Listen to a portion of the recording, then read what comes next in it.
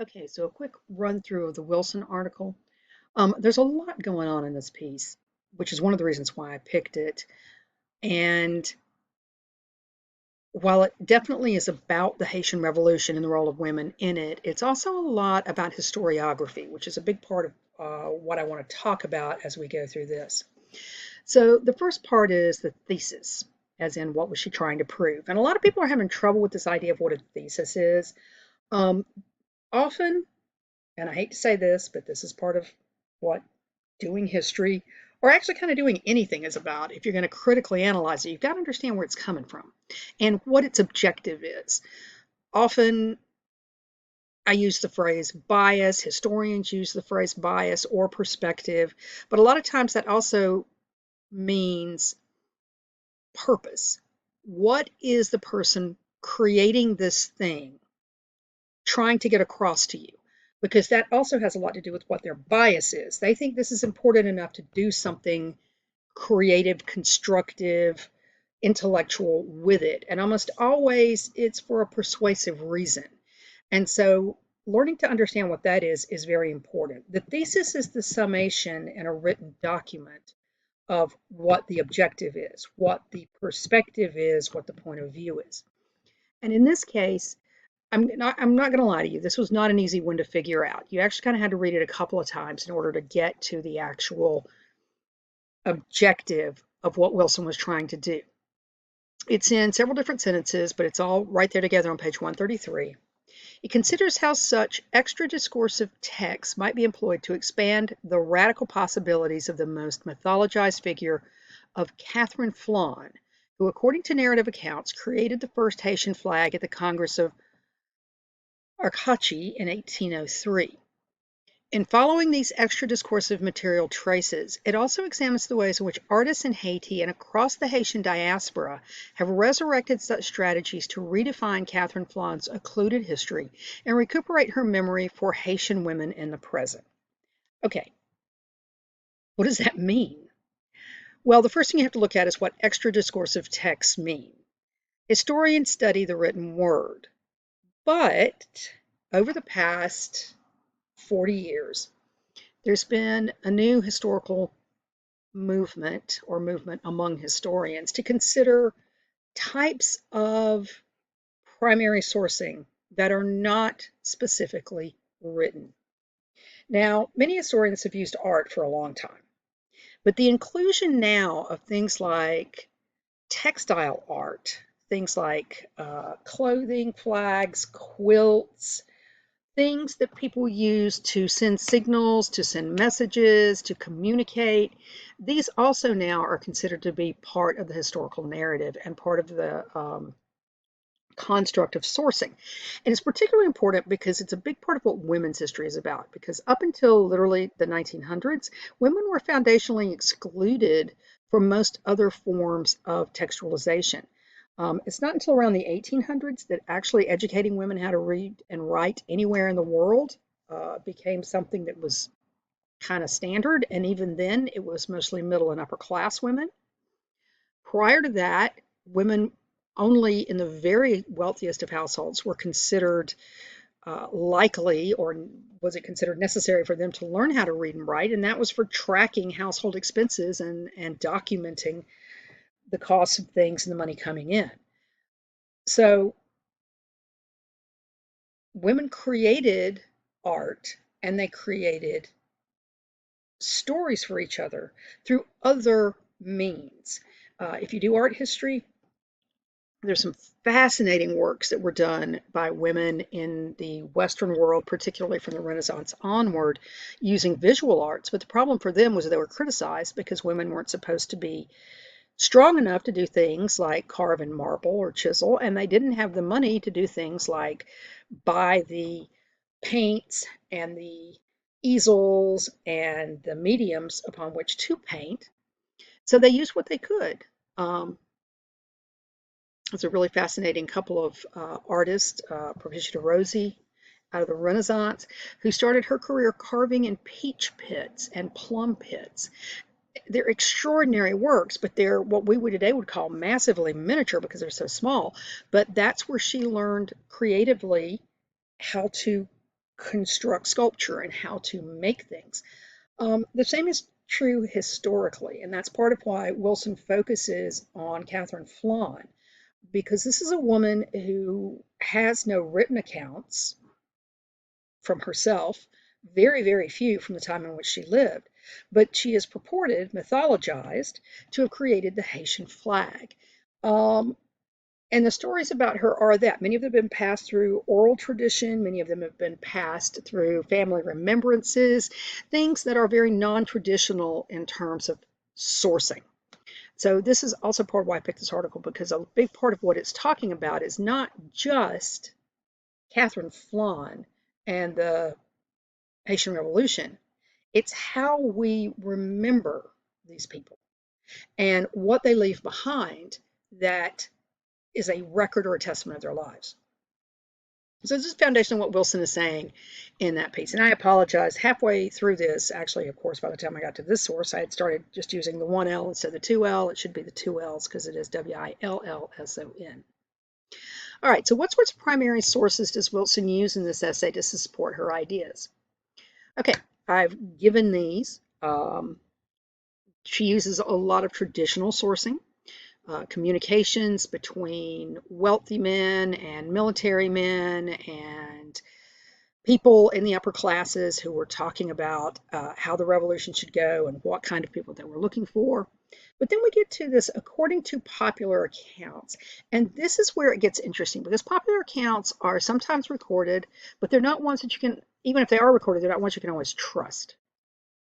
The operating theory was that she was the goddaughter of Jean-Jacques Dessalines, who took over, as you know, at this point, the army after Toussaint Louverture was captured. According to this, she was a nurse, a seamstress, was reportedly commissioned by Dessalines at the Congress of Arachia um, to stitch back together the red and blue panels of the French tricolor, which was their flag, after he'd torn it out its white central panel, thereby creating the Haitian bicolor. As in, they have a flag, it's modeled after the French flag, but it only has those two colors. He took the white out because that was the sign of patriarchy, the sign of enslavement, etc. Although this narrative is enshrined within the diasporic and transgenerational framework of oral history, and there you go, oral history, and has no doubt been subject to embellishment and fabrication, it renders visible and tangible the revolutionary stories of women of color. In particular, it acknowledges their material contributions to the military campaigns and invites them into the public revolutionary arenas from which they were typically precluded in the written historical record. So what Wilson's effectively saying there is that revolutions have been happening for a really long time, and women have never been a function or a part historically of what has happened. But here we have a story of a woman who was commissioned literally to create what would become the flag of Haiti. And she is commissioned at this revolutionary meeting. So this is a kind of a big deal and a demonstration again of women's roles. Quite often it was things that we may not think of as that important, but being a seamstress, being someone who's able to create something in textile and in fabric was foundational to the way the world operated at that point in time. All right, so documentary evidence points to the fact that enslaved seamstresses proliferated in pre-revolutionary Saint-Domingue. She looks at newspaper articles, she looks at notices that were posted in public places and that have been saved. She looks at all the things, and again, many of these were in French, which were published and were kept talking about seamstresses and the roles that women often played as cooks and nurses. And these were usually enslaved women, but sometimes not. She looks at notices again. And I love this particular one. Madeleine, labeled a Creole, aged between the age of 22 and 24, recognized as an excellent person who can do many things. And I'm not even going to try to butcher the French with that.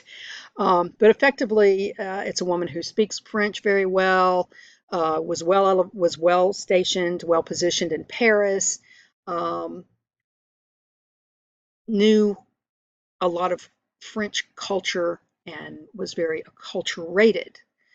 Um, as she says, such notices offer a window into the radical possibilities of enslaved women so often ignored by the written history of the Haitian Revolution and the radical opportunities preferred by the needle, i.e., again, we don't look at women as being heroes in the revolution, but here are ways in which women played roles before the revolution and after the revolution, usually in a practical way and with the skills that they had and had learned prior to the revolution and continued afterwards.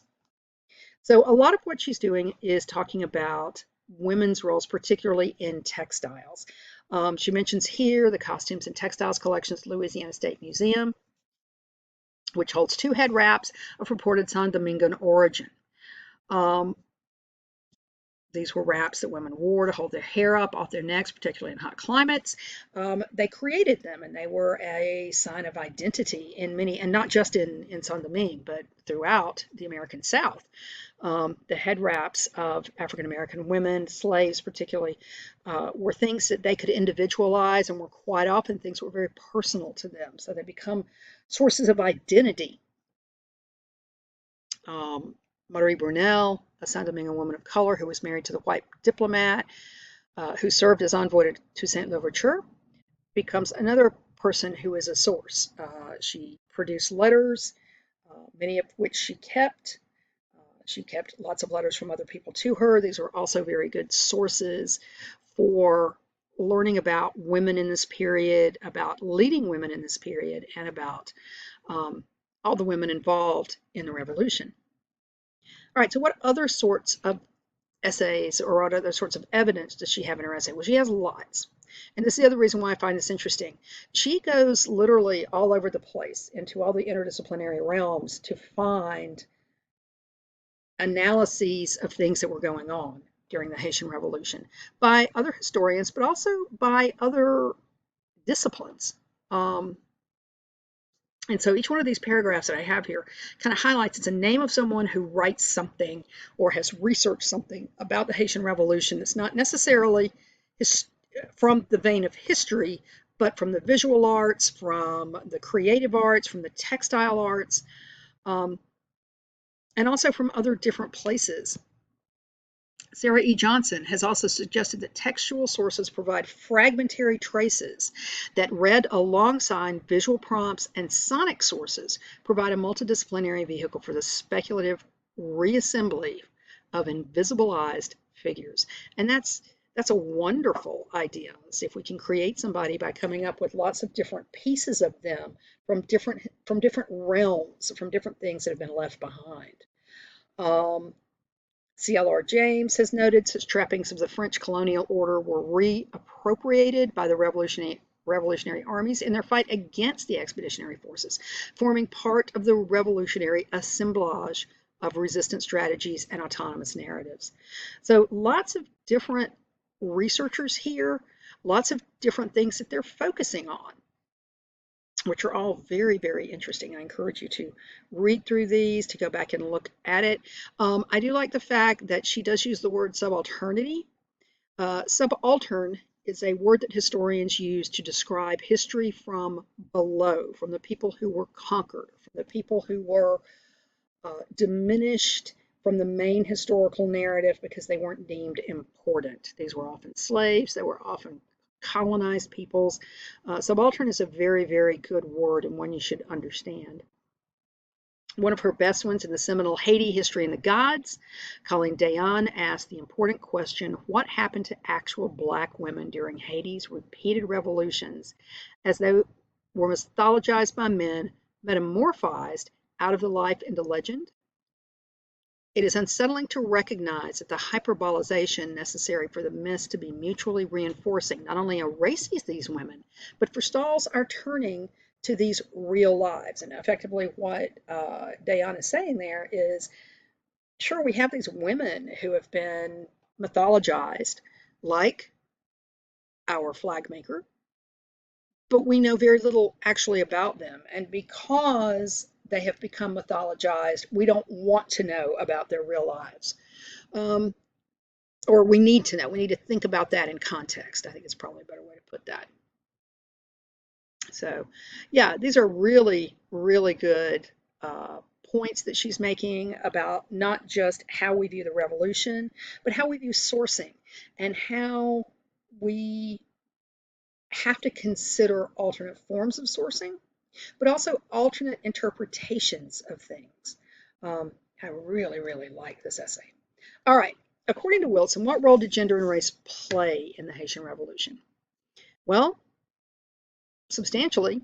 Um, Yet it was essential to the eventual unmaking of that economy. Women with such a wide array of domestic skills played integral parts in the revolutionary battle camps. Um, Enslaved women, so often ignored by the written history of the Haitian Revolution and the radical opportunities preferred by their needle. They also tell us about the intellectual capabilities of such women and the levels of training that they may have had access to, especially as they moved throughout the Atlantic world, as enslaved women such as Madeleine are recorded as having done. So, very big roles. In her view, of course, slave women were intimately involved in this revolution and instrumentally motivational to it. Oh, I didn't do the Harari Frankopan part. Effectively, the big answer to this is that Frankopan, while talking about the impact of the Haitian Revolution, is going to talk about it from the economic perspective. And I'm very sorry, I meant to go back and include this part. Um, his big theme in his chapter on the Atlantic revolutions has to do with the economics therein. And he does bring slavery up. Harari, of course, always talks about slavery. He doesn't specifically focus on the Haitian Revolution, but he does focus on the idea of mercantilism. And then later, or previously, yeah, later in the Capitalist Creed, he obviously talks about transatlantic slavery as being a byproduct of capitalism. But specifically in the Haitian Revolution, he doesn't mention much. And while Frankopan does, a lot of it has to do with, again, the economics of the Haitian Revolution, not necessarily the on the ground dynamics and how it impacts individual lives, which is a lot of what Willson's talking about with Flon. So, what is Willson's bias? Um, there you go. Like Brentel, the Haitian graffiti artist Jerry Rosenberg removes Catherine Flon from her revolutionary context, but instead resituates her in the present. In a mural that he produced in the wake of the 2010 Haitian earthquake, Catherine Flon is depicted sewing the Haitian flag back together once again amid the rubble and devastation. This image celebrates the revolutionary resilience of Haitian culture and its capacity to rebuild and remake itself anew, and the integral emotional work of women fulfilling this goal. The motto reads, Hati Paperi, Haiti will never die. This is the ultimate story of reassembly and reaffirms that whether or not Catherine Flon can be retrieved from the archive of the real, her memory is integral to the insurgent Haitian consciousness, to stories of creativity, labor, resilience, and survival that repeat throughout Haiti's history. So, a big part of what she's saying here is that sometimes it doesn't matter what the real story is. Sometimes it's as important that our modern view of someone helps reinforce what we need today. That mythology is not necessarily a bad thing. Um, it would be nice to be able to go back and get information about this real woman, but we don't have the sourcing for that because at the time she wasn't important enough. So instead, let's take the accounts of her and see them as important for the unity of the people today, or the idea of the people themselves today. She's obviously very pro art. Um, this is her piece on the voodoo, and there you go. As voodoo is, in this sense, a site of memory for the Haitian and Haitian diasporic experience, and art is the embodiment of what Dayan has called voodoo history, which, as Brazil notes, is disseminated through the various diasporic modes of chant, song, proverbs, and stories. So, validating literally the idea that there are more ways to source than just through text. Art is perceived in Haitian culture as a vital and legitimate form of recording, and archiving the Haitian experience and thereby presents a challenge to the dominant white authored colonialist, narratives that continue to suffuse the Western meta-narrative, a meta-narrative characterized by ignorance, erasure, and misrepresentation. It is, in its very nature, a rebellious, decolonial, and democratizing response. So she's very pro-art and very much a believer that art in the past and in the present is important for our sense of historical narrative and who we legitimately are, not who the scholars at the top of the list want us to be. All right, so that's my brief discussion of Willson's article. Like I said, I really, really love this piece. I think that I know there are a lot of things going on in it, which might make it confusing, but sometimes you kind of have to break it down because there's a lot that she's trying to do here, and I think she does them all well. Let me know if you have questions. I am going to hopefully be moving on to the discussion question presentation in the near future. Thank you.